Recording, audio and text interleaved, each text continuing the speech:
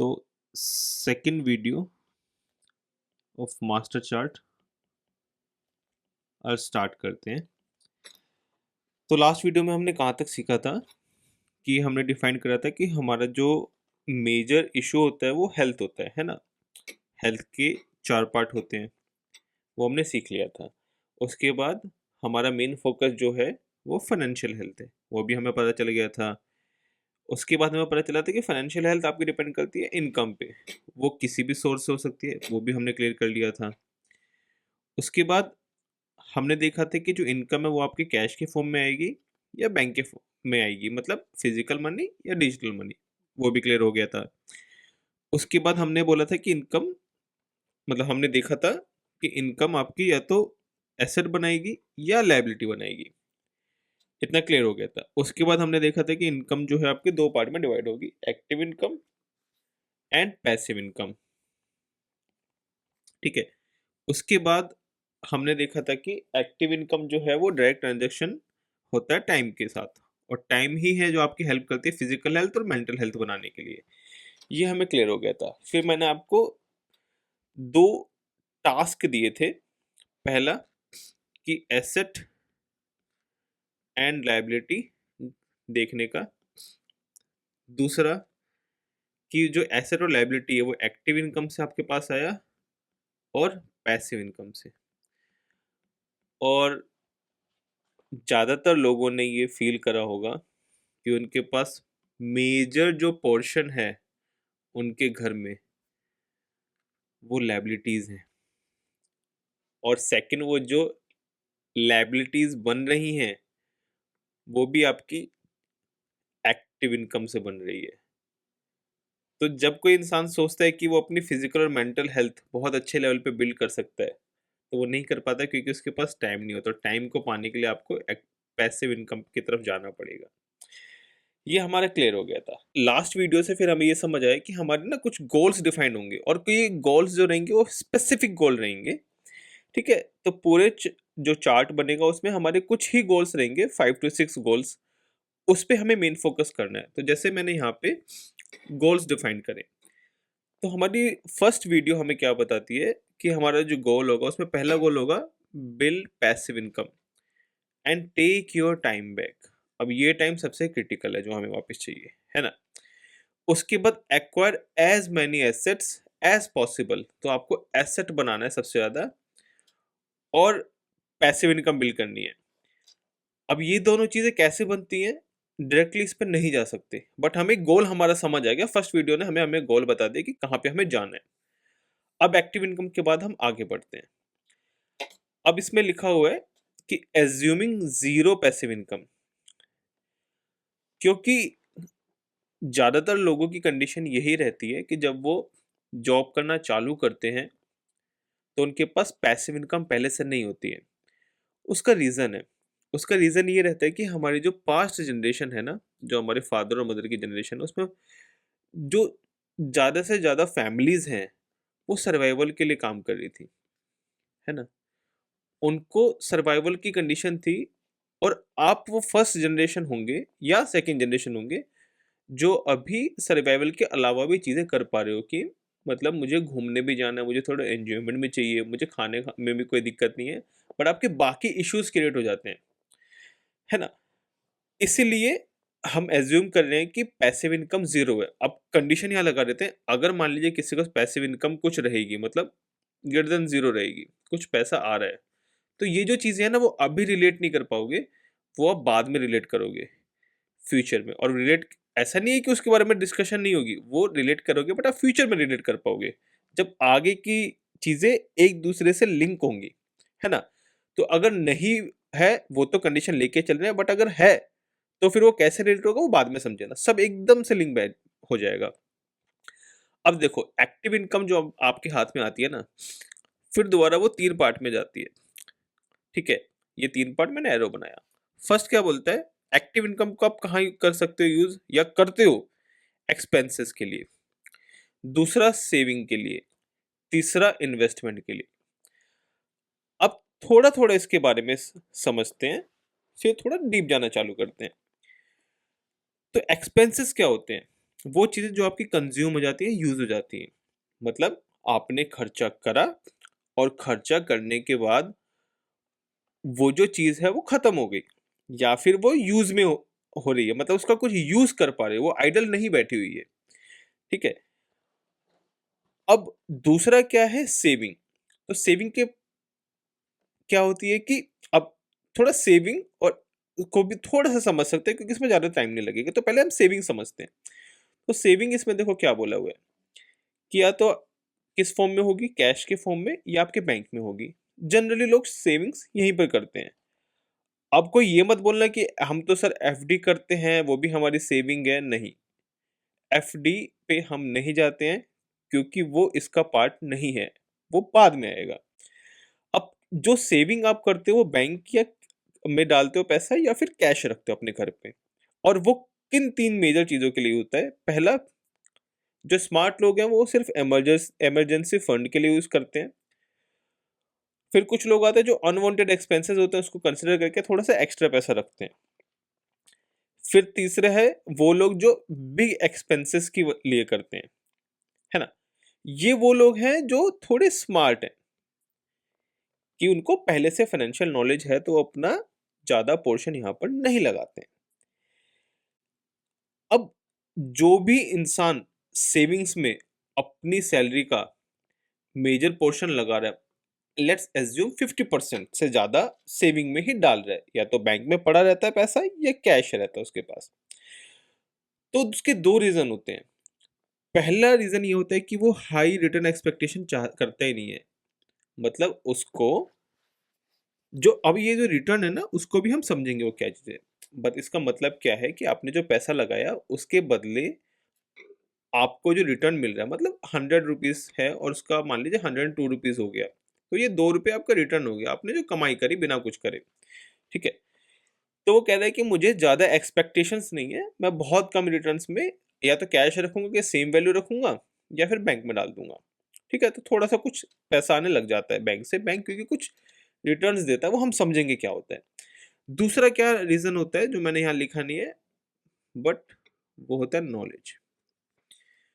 उनके पास नॉलेज नहीं होती है, तो वो सबसे सेफ बेट वो करते हैं जो उन्हें सिंपल सिंपल समझ आता है, वो आता है उनको बैंक। ये क्लियर हुआ। इतना ही है सेविंग का फंडा। अब वापस आते हैं सेविंग के पहले एक्सपेंसेस। अब सेविंग मैंने इसलिए पढ़ा है क्योंकि छोटा टॉपिक था, तो मैंने क्लियर कर दिया और वहीं पे उसका लूप खत्म हो जाता है। उससे ज़्यादा लूप नहीं है, उससे ज़्यादा समझने की ज़रूरत नहीं है उसको, बस उतना ही आपको समझना है और उसके ज़्यादा आप यूज़ करते भी नहीं हो उसको, ठीक है? अब ये चीज़ है जो बहुत क्रिटिकल है। अब एक्सपेंसेस समझते हैं, ठीक है ना? आज का जो मेजर टॉपिक, और आपको क्लियर होगा कि आप गड़बड़ कहाँ कर रहे हो। तो एक्सपेंसेस आपने देखा होगा फिर 3 चीज़ों में डिवाइड करा मैंने, है ना? पहला एसेंशियल, दूसरा नेसेसरी, तीसरा एन्जॉयमेंट। एसेंशियल वो होता है जो आपकी लाइफ में कंपल्सरी है कि वो खर्चा होना ही है, आप उसको अवॉइड नहीं कर सकते हो एसेंशियल वाले खर्चे को। जैसे कि फूड, जैसे कि कपड़े, जैसे कि मकान, जैसे बोलते हैं ना खाना, कपड़ा और मकान। इसके अलावा एसेंशियल में मैं जिस चीज़ को कंसिडर करता हूँ वो है एजुकेशन, हेल्थ। इसके अलावा आप हो सकता है कि कोई चीज़ डिफाइन कर दो एसेंशियल में, जो कि एसेंशियल आप उसके बिना रह नहीं सकते हो। आप सर्वाइव नहीं कर सकते एक तरीके से उसके बिना। आपको सोसाइटी में रहने के लिए वो चीज़ चाहिए ही चाहिए, वो एसेंशियल चीज़ों में आता है। सेकंड है नेसेसरी, इस चीज़ को हम बाद में पढ़ते हैं। दूसरा है एन्जॉयमेंट। अब इसमें देखो मैंने एक चीज़ लिखा है फिक्स्ड। ये एसेंशियल जो है वो फिक्स है, इसको आप अवॉइड नहीं कर सकते, ठीक है ना? तो ये अनअवॉइडेबल होता है। दूसरा इसके बाद है जो एन्जॉयमेंट। अब एन्जॉयमेंट को समझते हैं। एन्जॉयमेंट में देखो मैंने लिखा है वेरिएबल, क्योंकि इस पे ना कोई लिमिट नहीं होती है जब आप एन्जॉयमेंट के लिए कोई चीज़ें खर्च करते हो। जैसे कि शॉपिंग, जैसे कि मूवी, ट्रैवल हो गया, घर हो गया, व्हीकल हो गया, गेमिंग सेटअप हो गया, और भी चीज़ें।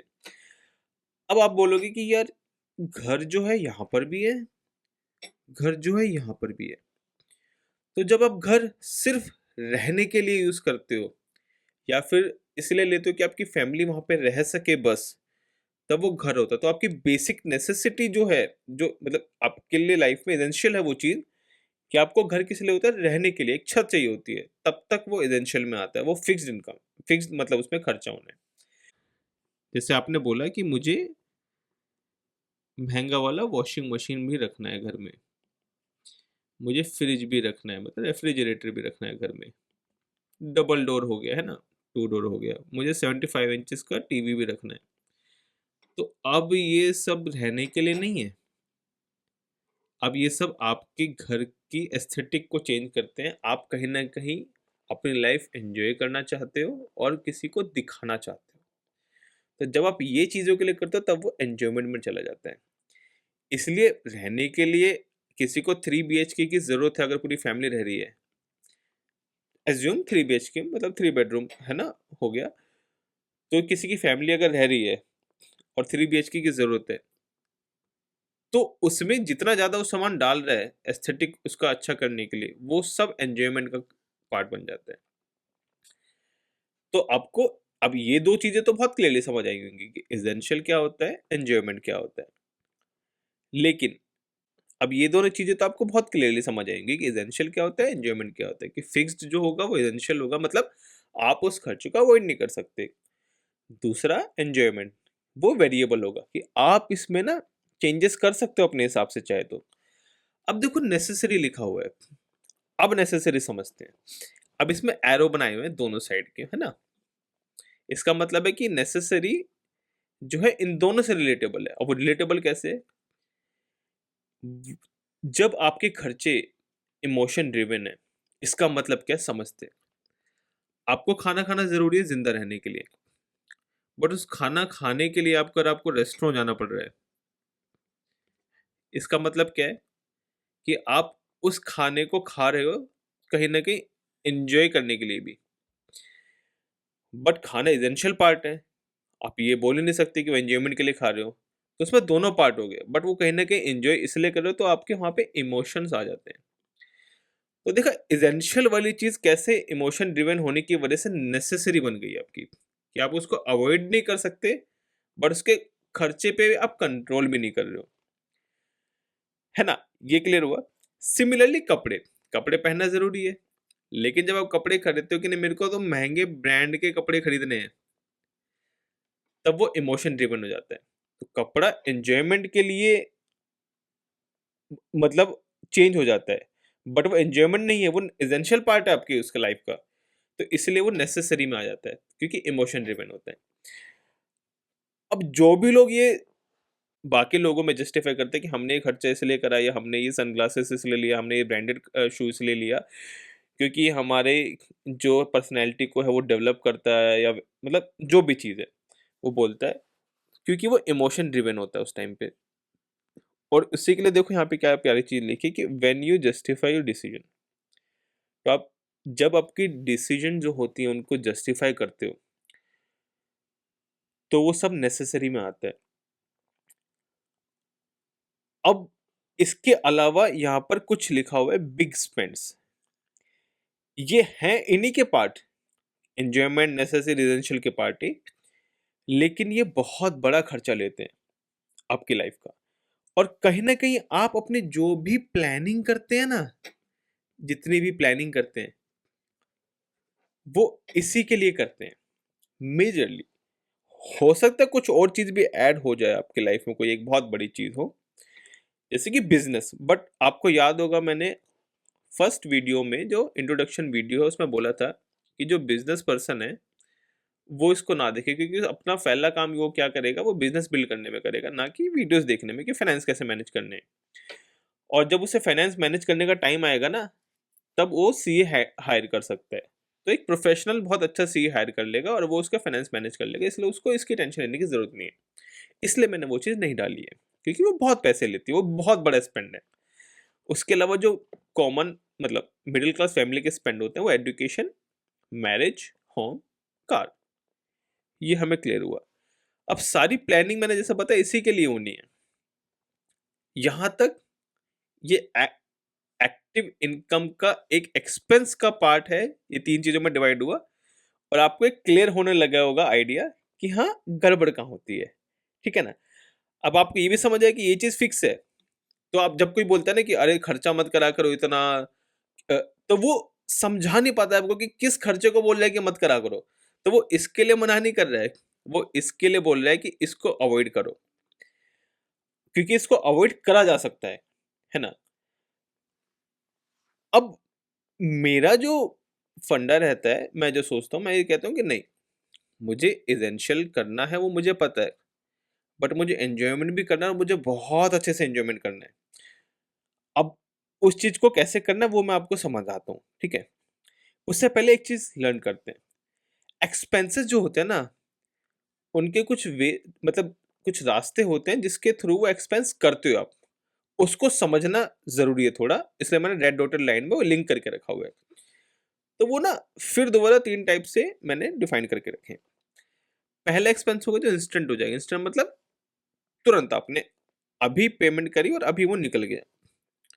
दूसरा पेमेंट होगा पार्ट्स पेमेंट, मतलब आपने सामान ले लिया, एक्सपेंस कर दिया, बट उसकी जो पेमेंट्स है वो आपकी कुछ किश्तों में जा रही है, कुछ पार्ट्स में जा रही है। तीसरा है डिलेड पेमेंट, मतलब आपने सामान तो लिया, बट उसकी पेमेंट आप कुछ टाइम बाद करोगे। अब पार्ट्स में भी आप बोलोगे कि नहीं इसमें भी तो कुछ टाइम बाद करो, बट इसमें ना कुछ सिस्टमेटिक वे में आप पेमेंट करने लग जाते हो, है ना? मतलब कुछ फ्रीक्वेंसी रहेगी आपकी उसमें पेमेंट करने की। जैसे कि 1 महीना के अंदर करना है, 2 महीने के अंदर करना है, 3 महीने के अंदर करना है, ऐसे करके रहेगा कि मतलब हर महीने जाएगा, हर 2 महीने में जाएगा, इस तरीके से फ्रीक्वेंसी रहेगी। बट डिलेड पेमेंट क्या कहते हैं कि फुल पेमेंट जाएगी आपकी, बट कुछ टाइम के बाद जाएगी। मतलब आज आपने खरीद लिया, मान लीजिए कोई डेट है 1st ऑफ जैन को खरीदा, बट हो सकता है पेमेंट आपको उसको 15th ऑफ फेब को करनी पड़े, 15 फरवरी को करनी पड़े, ठीक है? अब इंस्टेंट पेमेंट आप कैसे कर सकते हो? ये देखो, 4 तरीके से कर सकते हो। पहला कैश, जो आप करते हो, सब्जी लेने गए, कैश दिया, सामान खरीदा, खत्म। दूसरा यूपीआई पेमेंट, सब्जी लेने के लिए गए, यूपीआई पेमेंट करी और उस पेमेंट को करने के बाद आपके बैंक से पैसा कट गया और आपको सामान मिल गया। नेट बैंकिंग, अब आप बोलोगे मैं अपने एक्सपेंसेस तो नेट बैंकिंग से थोड़ी करता हूँ, बट आप वही वही दोबारा वहीं पर आते हैं। इसमें क्या लिखा है? एसेंशियल नेसेसरी एंजॉयमेंट, और इसमें बिग स्पेंड्स भी काउंट करके रखे हैं, ये भी आपके एक्सपेंसेस में है। तो बड़ी जो पेमेंट होती है ऑब्वियसली वो आप यूपीआई से तो नहीं कर सकते हो, तो इसमें कुछ वो मत करिएगा कि है ना कि नेट बैंकिंग से मैं कभी पेमेंट नहीं करता करके। ये तरीके हैं, अगर आप नहीं करते हो तो ये भी कभी करना पड़ सकता है, इस चीज़ को समझना है। फिर डेबिट कार्ड, है ना? ये 4 जो चीज़ें हैं ना, ये 4 जो चीज़ें हैं वो इंस्टेंट पेमेंट कराती हैं। इसके बाद जो पार्ट्स पेमेंट है वो है ईएमआई। अब ये बहुत क्रिटिकल है, ये बहुत लोगों का पैसा डुबाता है और कुछ लोगों को पैसा कमा के भी देता है, तो ये हम समझेंगे। फिर होता है क्रेडिट कार्ड। ये जो स्टार मारा है ना, इस रीज़न से मारा है कि इसका अगर आपको यूज़ करना आता है, इन चीज़ों का, तो आप बहुत फ़ायदा उठा सकते हो, और अगर नहीं आता तो आप मतलब हमेशा डिफ़ॉल्टर ही बनोगे, ठीक है? अब डिफ़ॉल्टर क्या होता है वो बाद में समझेंगे। और एक आपने देखा होगा, मैंने इसमें ना ऐसे बॉर्डर बना के एक टेबल मतलब एक रेक्टेंगल के अंदर इसको रखा है सबको, इन सब पेमेंट्स को। कैश अगर हटा दें तो बाकी की सारी चीज़ें ना एक कॉमन है। ये फाइनेंशियल टूल्स हैं। ये क्या है? Financial tools. अब फाइनेंशियल टूल्स क्या होते हैं? ये वो चीज़ होती है जिसका आप यूज़ करके अपने लिए कोई बेनिफिट निकाल सकते हो, और जिसकी नॉलेज आपको होनी चाहिए, क्योंकि वो कभी भी यूज़ हो जाती है, और कभी भी आपको कोई भी फिर जो फ्रॉड होता है ना, जो साइबर फ्रॉड होता है, ये सब चीज़ होती है, वो इन्हीं की वजह से होती है, इनकी अगर आपकी इन्फॉर्मेशन प्रॉपर नहीं है तो। अब ये फाइनेंशियल टूल्स, अब इसका मतलब ये नहीं कि सिर्फ इतने ही फाइनेंशियल टूल्स हैं, और भी हो सकते हैं, बट ये पार्ट है फाइनेंशियल टूल्स का।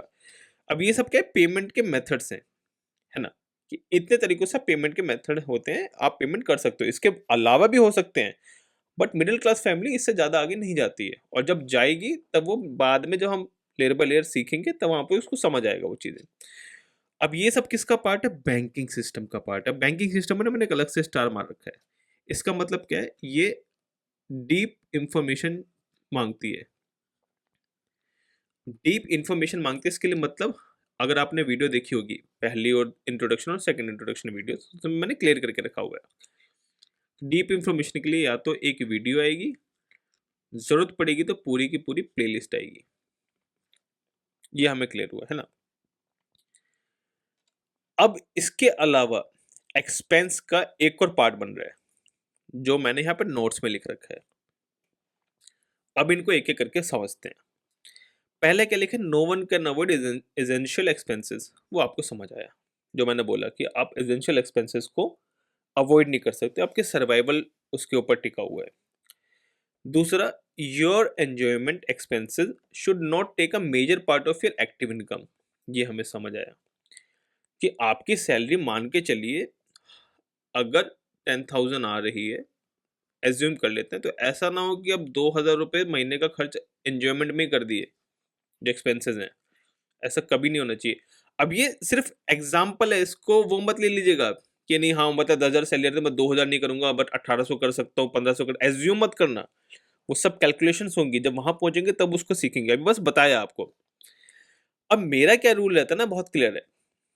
पहला रूल क्या है, never use your active income for luxury items. तो लग्जरी आइटम्स वही जो एंजॉयमेंट के लिए चीजें हैं या फिर महंगे जो खर्चे होते हैं ना, जो दिखाने के लिए थोड़े होते हैं।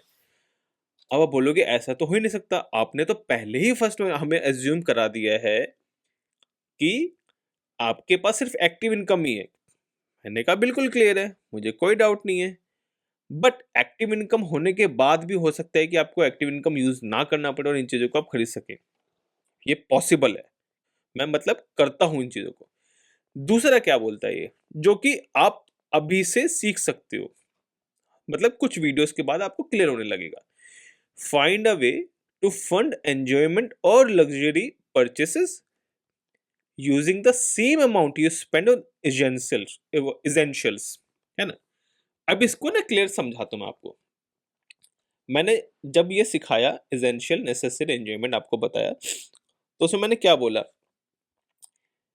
ऐसा हो सकता है क्या कि खर्चा तो एसेंशियल वाला करना हो बट उसके बदले मुझे मिले एंजॉयमेंट वाली चीजें। इसका एग्जाम्पल लेते हैं ना, लास्ट वाले के एग्जाम्पल लेते हैं।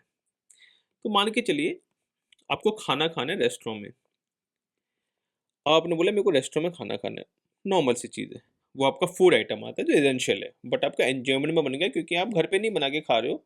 मिनिमम खर्चा जो कर सकते हो वो नहीं कर रहे, आप उसको वेरिएबल खर्चे में लेके जा रहे हो जो आपको मन को पसंद आए।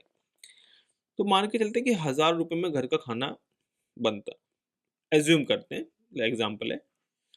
अब वही जब आप रेस्टोरेंट में जाके खा रहे हो तो उस 1,000 की जगह आपको 2,500 रुपये देना पड़ेगा। अब एक चीज़ आप अच्छे से समझते हो कि हर दिन रेस्टोरेंट में तो नहीं खाओगे, आपको भी पता है। फिर आप बोलोगे नहीं, कभी कभार मन करता है हफ्ते में बाहर जाके खाने का, अच्छा लगता है तो खाना चाहिए, फैमिली को अच्छा लगता है, मुझे अच्छा लगता है, या फिर मेरी गर्लफ्रेंड को अच्छा लगता है, कोई भी रीज़न हो सकता है।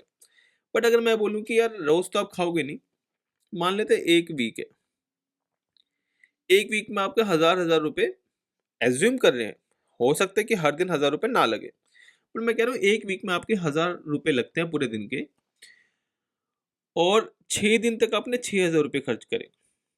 क्या ऐसा पॉसिबल है कि 6,000 रुपये खर्च करने की वजह से सेवन्थ डे जब आएगा, जब वीक का लास्ट डे होगा, मान लीजिए संडे हो गया, उस संडे को आपको 2,500 की जगह सिर्फ 1,000 ही देना पड़े? तो अगर ऐसा पॉसिबल है तो आप बोलोगे यार मेरा खर्चा तो इसेंशियल वाला ही हो रहा है, बट करके मैं एंजॉयमेंट वाला चीज करके आया, एक्सपेंसिव जो करके आया है ना, देना मुझे 1,000 ही पड़ा, बट एक्सपीरियंस मेरा 2,500 वाला हो गया। तो ऐसी अगर कोई पॉसिबिलिटी आ जाए तो आप बोलोगे यार ये तो फिर मजेदार चीज है ना। तो फिर आपको लगेगा कि रेस्टोरेंट जाना कोई बड़ी चीज नहीं है, मैं जब चाहूँ जा सकता हूँ। लेकिन वो आपको पता नहीं है कैसे करना है, तो क्या ये पॉसिबल है? हाँ, पॉसिबल है। क्यों ये पॉसिबल है? क्योंकि करा जा सकता है, बहुत लोग करते हैं, उसमें से एक मैं भी हूँ। मैं बहुत कम खर्चा करता हूँ अपने रेस्टोरेंट वगैरह के लिए, पहले मैं करा करता था। और कभी रेस्टोरेंट में जाके खाना है, बड़े एक्सपेंसेस अगर ज़्यादा हैं कभी, और एक्सपेंसेस ज़्यादा का मतलब समझ नहीं रहे हो, मैं ताज होटल में भी जाके खा के आया हूँ। ठीक है, मस्त आराम से बैठ के हमने करा है, 13,000 का हमारा कुछ एक्सपेंस हुआ था। तब तब मुझे नॉलेज नहीं थी, तो हमारा एक्सपेंसेस पूरा 13,000 का हुआ था। और उसके बाद जब मेरे एक्सपेंसेस हुए तो मैं अब की नॉलेज जो है मेरी, उस नॉलेज की बेस पे हम कुछ 5 लोगों ने खाना खाया था और उन 5 लोगों में से अभी अगर मेरे को दोबारा जाना पड़ता और डिवाइडर होता, मतलब कि कितना-कितना जाएगा, मान लीजिए टू टू 2500 के करीब एक बंदे का खर्चा आता है। मान के चल लेते हैं, अज़्यूम कर लेते हैं 12,500 के करीब खर्चा को मान लेते हैं। तो मैं सच बता रहा हूँ, मेरा ₹500 से ज़्यादा नहीं लगता। इतना पॉसिबल है। समझो इस चीज़ को, ठीक है? तो जिन लोगों का किसी दिन ड्रीम है कि मेरे को ताज होटल में जाके खाना है, मेरे को बड़े रेस्टोरेंट में जाके खाना है, वो बहुत आसानी से हो सकता है और बहुत ज़्यादा पॉसिबल है। बट लोगों को पता नहीं है कैसे करना है, इसलिए वो घबराते हैं। तो एक बार दोबारा से रिवीजन करते हैं। पहला हमने सेविंग समझा। सेविंग का मैंने रीज़न सीधा-सीधा बताया। मतलब पहले हमने एक्टिव इनकम के पार्ट देखे कि expenses, saving and investment. Investment हम बाद में पढ़ेंगे, क्योंकि वो थोड़ा बड़ा टॉपिक है, तो सिंगल वीडियो बनाते हैं उसके लिए। तो अभी हमने समझा पहले सेविंग क्या होता है। सेविंग वही कि आप कैश या बैंक में आपके पैसा जो है वो आपकी सेविंग कहलाई जाती है। बैंक में पैसा सेविंग कहलाई जाती है, ठीक है ना? अब कुछ लोग बोलेंगे नहीं, उस पे तो 2% 3% मिलता है रिटर्न, तो वहाँ अभी मत जाओ। देखो मैंने लिंक बना के रखा है किसी रीज़न से ना, तो ऐसा मत समझो कि अगर मैं बताने रहा हूँ तो मतलब वो आएगा नहीं, वो आएगा। वो लिंक है, सब कुछ लिंक्ड है एक-दूसरे से। तो सेविंग जो है आपके बैंक में रहेगी या कैश में रहेगी, क्योंकि मिडिल क्लास फैमिली यही करती है। 2 रीज़न से करती है, पहला मैंने बताया उसको नॉलेज नहीं होती, दूसरा उसको हाई रिटर्न की एक्सपेक्टेशंस नहीं होती हैं। अब क्यों नहीं रहती? शायद से वो डरता है इस चीज़ को लेके, तो वो कभी इन्वेस्ट नहीं कर पाता है ना? अब वो किस चीज़ के लिए करता है वो हमने बता दिया, emergency funds, unwanted expenses, big expenses. ये थोड़ा स्मार्ट बंदा जो होता है वो करता है सब चीज़ें, है ना? इसके बाद हमने एक्सपेंसेस को समझा। एक्सपेंसेस फिर हमने 3 पार्ट में डिवाइड करे, एसेंशियल, नेसेसरी, एन्जॉयमेंट। मैंने बताया एसेंशियल आपके फिक्स्ड रहते हैं, एन्जॉयमेंट आपके वेरिएबल रहते हैं, और अब आपके जब इमोशन बीच में आ जाते हो, आप एसेंशियल को भी नेसेसरी बना देते हो और एन्जॉयमेंट को भी नेसेसरी बना देते हो। ठीक है? ये आपको समझ आया। इस और इमोशन का मतलब ये नहीं है कि आपके पॉजिटिव इमोशन, नेगेटिव इमोशन होने की वजह से एन्जॉयमेंट नेसेसरी में आ जाता है। इस चीज़ को भी समझना, ठीक है? तो इसके बाद फिर हमने समझा कि एक्सपेंसेस आप कितने तरीकों से कर सकते हो। Instant, parts, delayed. और फिर हमने देखा कि इंस्टेंट के 4 तरीके हो सकते हैं: cash, UPI, net banking, debit card. Part payment, EMI, and delayed payment, credit card. ठीक है? फिर इसके बाद हमने बोला कि देखा मतलब कि ये एक बॉक्स में डाल के रखा हुआ है, इसको फाइनेंशियल टूल्स बोला है। और फाइनेंशियल टूल्स की जितनी ज़्यादा नॉलेज है, उतने ज़्यादा बेनिफिट्स आपको मिलते हैं, हमने लिखा है यहाँ पे। और ये के सबके पेमेंट के मेथड्स हैं। और ये सब किसका पार्ट है? बैंकिंग सिस्टम का। तो ये हमें अलग से पढ़ना पड़ेगा, डीप इन्फॉर्मेशन इसके लिए चाहिए। इसके लिए वीडियोज़ आएगी या फिर प्लेलिस्ट बनेगी पूरी, जैसे रिक्वायरमेंट होगी। फिर हमने यहाँ पर समझा कि no one can avoid essential expenses, जो हमने बताया कि फिक्स इनकम है। और फिर दूसरा वाला वही कि your enjoyment expenses should not take a major part of your active income, जो मैंने इसका एग्जांपल यहाँ पे बताया था रैंडमली। फिर इसके बाद मेरे क्या रूल रहते हैं कि never use your active income for luxury items. बहुत क्लियर है। सेकंड वाला कि find a way to fund enjoyment और luxury purchases using the same amount you spend on essential. उसका फिर मैंने एग्जांपल बताया और मैं बताया कि पॉसिबल है, बट वहां तक पहुंचने के लिए आपको लर्निंग करनी पड़ेगी। तो इससे हमारा ना एक चीज डिफाइंड होती है कि क्या कुछ ऐसा तरीका हो सकता है कि मैं स्पेंड्स करूं और उस पे मुझे कुछ रिटर्न आ जाए। मान लीजिए मैंने 10,000 का खर्चा करा और मुझे 100 रुपये वापस आ जाए। ऐसा क्या पॉसिबल है? तो ऐसा पॉसिबल है। तो इसलिए मैं आपको पहले आरओआई ना पढ़ा के, जो आपने बहुत जगह टर्म देखी होगी कि रिटर्न ऑन इन्वेस्टमेंट, ना पढ़ा के मैं आपको क्या बताना चाहता हूं पहले, रिटर्न ऑन स्पेंड। ऐसी चीज भी होती है जिसको आरओएस हम बोलेंगे आज से। अब हमारा गोल समझो। पहला गोल पैसिव इनकम बिल्ड करना है। और पहला गोल मतलब एक गोल, कि ये गोल है हमारी, गोल से build passive income and take your time back. ये हमारा मेन गोल है, क्योंकि हमें टाइम वापस चाहिए अपनी जिंदगी जीने के लिए। फिर हमें acquire as many assets as possible. Third हमारा बनेगा आर ओ एस, जो मैंने बताया आपका रिटर्न ऑन स्पेंड्स या एक्सपेंसेस हैं आपके। ठीक है? इसमें अब एक चीज मस्त बताऊं, पता है क्या है? जो आरओआई होता है ना, उसके लिए टाइम लगता है, बट ये जो होता है ना, ये इंस्टेंट होता है। आपने खर्चा करा, उसके बदले आपको रिटर्न तुरंत मिल गया। ये इसकी खासियत है। अब आरओआई जनरली लोगों का एक्सपेक्टेशन होता है, आरओआई मतलब जो मिडिल क्लास फैमिली में भी लोग सिर्फ स्टार्ट कर रहे हैं, तो थोड़ा सा ये कन्फ्यूजन लगेगा जो मैं चीज़ बता रहा हूँ अभी। आरओआई मतलब रिटर्न मिलता है आपके इन्वेस्टमेंट के बदले, कुछ आपको पैसा बढ़ता है आपका। वो जो रिटर्न होता है वो कुछ परसेंटेज में काउंट करते हैं कि कितना परसेंट बढ़ा होगा, है ना। तो परसेंटेज में मान लीजिए आपको 12% भी हो जाता है ना, तो लोग बड़े खुश हो जाते हैं। बट अगर मैं बोलूँ कि आरओएस की तो कोई लिमिट ही नहीं है, कितना भी जा सकता है, और वो इंस्टेंट होता है, इसलिए बहुत पावरफुल चीज़ है। और ये हमें बहुत ज़्यादा डीपली पढ़नी पड़ेगी, इसके लिए बहुत ज़्यादा इंफॉर्मेशन चाहिए।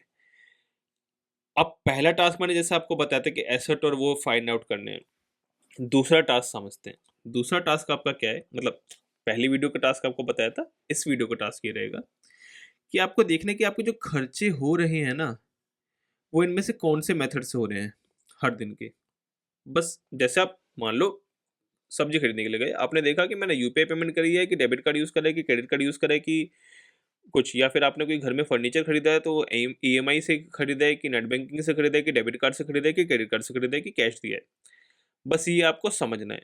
सेकंड टास्क आपको समझ आ चुका है इस वीडियो का टास्क, मतलब ठीक है, सेकंड वीडियो का टास्क ये आपको टास्क है, ये आपको समझ के दोबारा से वापस आके फिर थर्ड वीडियो देखनी है।